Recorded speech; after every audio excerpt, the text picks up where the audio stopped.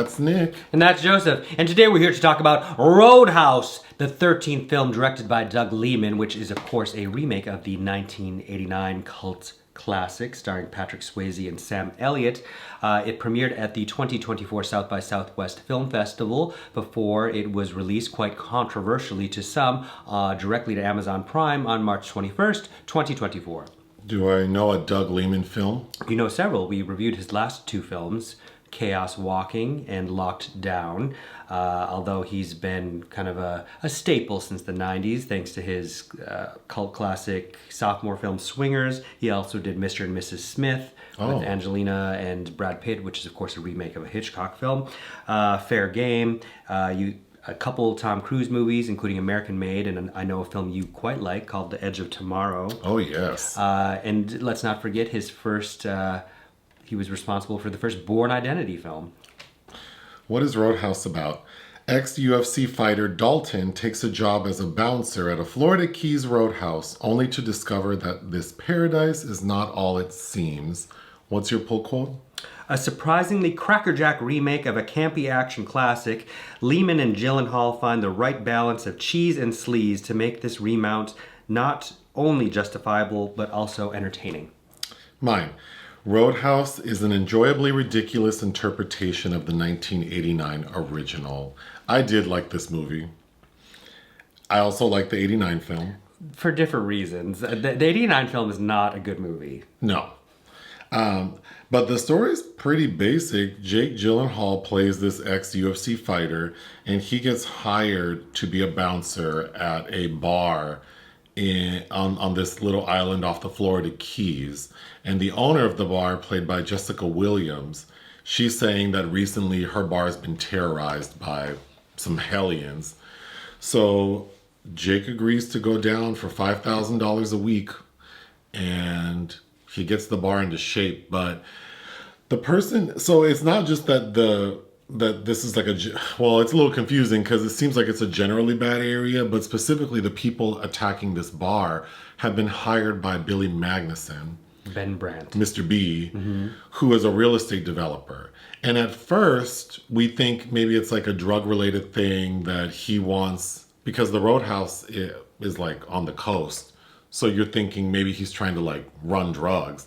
But that's not what he's doing. He's trying to build a resort. Yeah, casino resort. And the Roadhouse is like the last property, holding up development. So he's trying to scare the owner into selling it. So Mr. B's dad... Who's in prison. So we never meet him. But he calls in reinforcements. And those reinforcements are in the shape of Conor McGregor. Playing a character named Knox, who has a necklace with his name and his... tattoos all over his abdomen. Knox. So then it turns into like Godzilla versus King Kong. But yeah, there's a final showdown, which is actually a little more significant than that because it also includes Mr. B. But Mr. B ends up getting killed. We think Jake kills Conor McGregor, so he does win their fight. And then all's well that ends well. Jake ends up leaving the... Glass key. We do get a post-credit scene where we see that Conor McGregor is not dead. But I guess all's well that ends well. Yeah. So I was concerned initially because Jake's character is much more Eeyore than Winnie the Pooh. Because in the original, Patrick Swayze seems like a pretty positive guy. Yeah. And Jake is the opposite. We meet him at a fight. So Jessica Williams travels quite a distance to find a fighter who she's told would make a great bouncer. And she's looking for Post Malone. It is Post Malone, looking like hell. Yeah. And so we witness Post Malone fight, and he wins the fight. So now he's going to fight the next person, who happens to be Jake Gyllenhaal. And Post Malone is like, no, I'm done. I'm not going to fight him. And we find out that people know who he is. He was a UFC fighter who stopped fighting because in his last fight, he killed his opponent. He went too far. Yeah, he got super mad and killed the guy. So, of course, Jessica Williams is like, well, shit, if the person I was going to hire is afraid of this dude, I need to hire that dude. So she offers him $5,000 a week, and he says no and leaves and tries to kill himself. He parks his car on a train track, and the train hits his car, but it doesn't kill him. Well, he decided at the last minute, but it was just a titch too late. That's right. So I guess he feels like since he was saved that he should take this job. So he goes down there. It's important to know he meets a young girl whose dad owns a bookstore. The girl's name is Charlie. Hannah Love Lanier. And she grew on me. She's a sweet girl. She's okay. Yeah. So he takes a liking to her. He shows up at the bar. I liked the bar staff. Lukas Gage is one of the... He's supposed to be a bouncer, which I actually thought was kind of cute. There's a bartender who reminded me of the one lady I liked from SNL. 80 Bryant. That's BK Cannon playing Laura. I liked her, but everyone's really nice to him because they're like, we really need the help. And the first time he has to fight the Hellions, led by a guy named Dell. I thought the bad guys were kind of cute, specifically Dell and this little guy. The Arturo Castro guy? Yeah, he was really cute because we find out in the end that he's like, I'm new to town and I like to ride bikes, so I found this crew. I didn't realize that they were so bad. But throughout the film, he's being very like, sorry, like, I don't mean to be doing this. But Jake whoops all their asses, slaps the shit out of all of them, and then takes them to the hospital. So I thought that was a really good start. And at the hospital, he meets the ER doctor. Daniela Melchior, Ellie, who we know from the Suicide Squad. Who is the Kelly Lynch character from the 89 film. And of course, she takes a liking to him. They have a rough start. Although she's like, I grew up here. It's like, but your accent, okay. Would say otherwise. Because she's Portuguese, and then we learn that she's the daughter of the sheriff, who's also played by a Portuguese actor, Joaquim de Almeida. There's so much about this film that's ridiculous. I feel like I was reading reviews, and I could see that some people don't like the film, and I wonder if they saw the original, because I feel like it's equally as ridiculous. Yeah, of course. Like the plot, which I enjoyed. After the hospital visit, everyone in town knows that Jake is like the real deal. So he's kind of like a superhero in the town, which was cute. And then that's when we're introduced to Mr. B. And we see his intentions. And I like Billy Magnussen. And I thought he made an interesting bad guy, but it made sense because he's like the son of a bad guy. Sure. Well, because in the original, it's Ben Gazzara. Yeah, and in the original, Ben Gazzara's character is like an old veteran who ended up like buying this town and like developing it, and he is doing illegal activity. So I kind of like that in this film what the bad guy is doing is not illegal in the sense that he's trying to develop the land and build a hotel. But then it's funny to me that he's doing so by making the area so undesirable that people want to leave. Right. To then build a resort. Like, who's going to want to go there? Well, for tourists. So. But then the town itself is so weird because it's almost like during the day it's fine, and then at night it turns into... But even during the day, people seem exceptionally rude and aggressive. Yes, which I found funny. Like this fictional little island town that is just like, so everyone here is crazy. It also feels very small, but then we see that there's quite a bit going on in the town. None of it makes sense. No, I was nervous because I'm not really the biggest Jake Gyllenhaal fan. And of course, everybody was going gaga over the film's original stills where he's shirtless and of course has gotten jacked for this film. And initially with his kind of suicide attempt, I'm like, oh, is he going to be like he was in Antoine Fuqua's Southpaw? He works because he has kind of that sad face. He almost looks like a sad puppy. And then I was concerned too because in the beginning he seems really down and depressed. But then we see that he's very genteel. He's kind of a smartass, but it's very subtle. And I think it works quite well. Yeah, it's fine. We also learn that because he's also kind of passive, like he doesn't want to fight. But we learn in the third act that when he gets exceedingly angry, then that's when like the kill switch turns on. So when we see that the bad guys have burned down the bookstore and injured that little girl we met in the beginning who Jake liked, that's when he gets very upset. Yes. And then he goes on a killing spree. Mm-hmm. And that's when we get sort of the extended finale with him fighting Mr. B and Conor McGregor. Mm-hmm. Conor McGregor is making his film debut. Okay, what do we think about Conor McGregor? I thought he seemed crazy. He seems crazy. It's almost like he's doing a Jason Statham impression. This feels like a very well done kind of Jason Statham film, if anything. Actually, yeah. I thought, Conor I can't tell if his acting's supposed to seem bad, because even the ADR is bad on him. But we meet him, I think he's being interrupted having sex with a woman and is walking around naked in some square in Italy. And it's giving Arnold Schwarzenegger in Terminator 2. Well, we see him naked twice. Well, you know how he just appears and is just walking around naked? Yes. I don't know. He made me uncomfortable. I was uncomfortable with his character, but I can see people thinking he's like the greatest thing ever. I don't think it was ruinous. It was a little over the top. Yeah. It certainly worked in me wanting for him to get his ass whooped in the end. Sure. So that was satisfying. But then it's a remake of Roadhouse, so there had to be some element that's over the top. So a major difference between this one and the first one is that the original, Sam Elliott, is the character that's introduced halfway who helps Patrick Swayze. Like Patrick's mentor So that taught him his bouncing ways. Right. So we don't have that in this film. Instead, we have Conor McGregor, who's like the extra villain. But I kind of like that we have two villains, but one's worse than the other. Mm-hmm. And they both don't like each other, because Billy Magnussen is also afraid of Conor McGregor. Yeah, because he didn't hire him. His dad did, and his dad thinks his son is an idiot. Speaking of Mr. B, when we first meet Billy Magnussen, he's on his yacht on very choppy water. So the boat is just... And he's getting a shave, which gave me so much anxiety because the poor guy trying to shave him does cut him a few times. Well, it's like a lot of wealthy elitist people. It's like, this is not the time to do this right now. You don't need this done right now. You can wait. But that's what made it absurd. I thought a funny moment was... There's one day when Jake and the ER doctor, who start dating, I guess, they're like having brunch somewhere, and she sees this guy and they start arguing, like she cusses him out. Well, he's like, nice haircut, Bitch, Ellie. or something, and then she cusses him out. And then we find out that was her old hairdresser. She does her own hair now. And then he's mad because she cuts her own hair.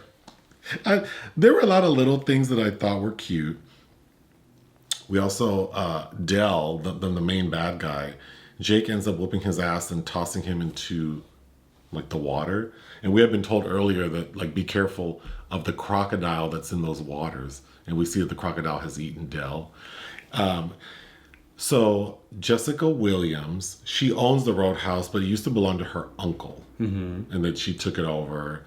And I think her character... I don't know that was very well written or performed. She was probably my least favorite. Yeah, I still am not quite sold on Jessica Williams, who people might still best remember from that short-lived series she had, Two Dope Queens. Yeah, I think that because the whole thing with her and Jake is that she's acting like she doesn't know why her bar is under siege. Mm-hmm. But to the audience, it's like, girl, come on. Mm-hmm. And then when she finally does tell him, it's like, well, he didn't realize this either, that you were clueless about what's going on in this town you grew up in. But because Jessica seems to know Mr. B very well. So I thought that part was also, she's like, the humor is not landing where I think it needs to. Sure. I only laughed with her once, and it's when Jake is looking around her office and he sees a picture of Martin Luther King Jr. And she goes, oh, that's my uncle. And he's like, for real? No. I was impressed at the number of different kinds of musical talents that are performing at this bar behind the chicken wire. Because there's some very talented musical acts, one of whom is a woman doing a cover of Sublime. Yeah, but that's a big part of the 89 film. And I think, and the funniest part about it is that they're behind a cage as if they know that people are going to get rowdy. And things get real rowdy a few times. Yeah. And the band never stops performing. A really ridiculous moment is the cops come to get Jake. They say they want to question him. But as the audience, we realize very quickly that These aren't good cops. This is unofficial business, and we find out that the sheriff is in cahoots with Mr. B and basically wants to scare Jake out of town and is about to kill Jake when all of a sudden a Mini Cooper pulls up and it's the ER doc, and she walks up to the sheriff and slaps the shit out of him. Stop it, Dad. And then she goes, "Stop it, Dad." That took my breath away. And then she just grabs Jake and walks off. That was pretty crazy. Then we learn about Jake killing the UFC fighter when Mr. B finally has to show up to the Roadhouse to confront Jake. And he shows them on YouTube the fight. And that's when, as the audience, we realized that not only did Jake kill the fighter, but he had already knocked the guy out and then went in for that extra punch. And that's the punch that killed him. Although I don't quite understand the intention of Billy Magnussen's character in that scene. It's like, why are you... What are you trying to accomplish with this man? You're trying to get him emotionally riled up before your thugs start to tear this place down? Like that's. I agree. That didn't really make sense because right before that scene, earlier in the day, one of Mr. B, I almost said Billy B, the makeup artist, Mr. B's thugs show up to get Jake. And they say, like, "I have a gun, come with me, go talk to Mr. B." And then, of course, Jake whoops his ass. So that's why Mr. B shows up to the bar. But yeah, what was the point of all that? Because he had Conor McGregor waiting to fight him. Right. So why don't you just send his ass down to the bar? The element of surprise would have worked better, wouldn't it? I mean, I don't know if the only function of that was to show what Jake did. Then he showed Jessica Williams run after Billy Magnussen to confront, like, "Why are you at my bar?" And then she conveniently misses the melee that transpires where the bar is ripped apart. Like literally torn apart and she's just hanging out outside. Yeah, there are some weak spots. Yeah, it's a cheesy action film, but compared to the BS that we have to sit through oftentimes in cinemas recently, this is a lot better than a lot of those films. I had fun with it. Yeah. I thought, speaking of when Conor McGregor shows up at the bar, he starts fighting someone and then all of a sudden someone yells, "Bar fight!" And then the entire bar starts fighting. People just want any excuse. Yeah.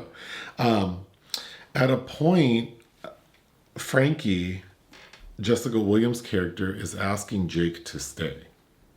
After things get really, after he's almost been killed by Conor. Because the first time he meets Conor McGregor whoops his ass. And Frankie, Jessica Williams, is like, "Please stay." Why would this man stay? What allegiance does he have to you or this bar? He did his job. You who didn't tell him the entire truth. And then you knew the truth. So I kind of thought she seemed crazy. Mm-hmm. Oh, God. When they burned the bookstore down. And I thought the little Charlie girl, she was cute/annoying. Well, it's like, God, how is their bond so deep so quickly? I know. But again, it's all meant to be ridiculous. Yes. Oh, gosh. So at the end, when there's the final showdown, because Jake also steals a bunch of money from Mr. B.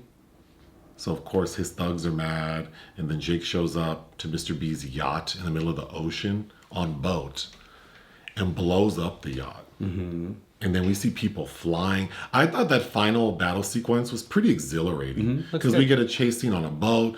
Then, we see Mr. B fly into a house. And then Conor McGregor drives a truck into the bar.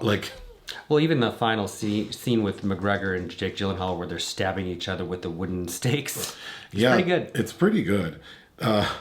Getting back to the little girl, Charlie. So, Jake took that money and then we don't know where it is, but we see that the thing that makes Jake furious enough to want to go back, because after he said he's leaving, he decides to stay because he sees that the bookstore was burned down and the little girl was beat up. So in the end, when he gets on the bus to leave town, we see that he left this suitcase, which probably has $1 million in it. He left it to Charlie and her dad to rebuild. So that was a sweet ending to the movie. They might want to go bring a bookstore somebody else. I don't think these people there read. Well, I think that's what's funny is really... Well, because the little girl even says it's hard to make money off this bookstore. No shit. Who's buying books here? And then getting back to that post-credit scene where we see that Conor McGregor's not dead, he shows his ass again. I found him amusing overall because it seems like he was a really good sport. And, clearly he doesn't have to do this movie. So he's very successful.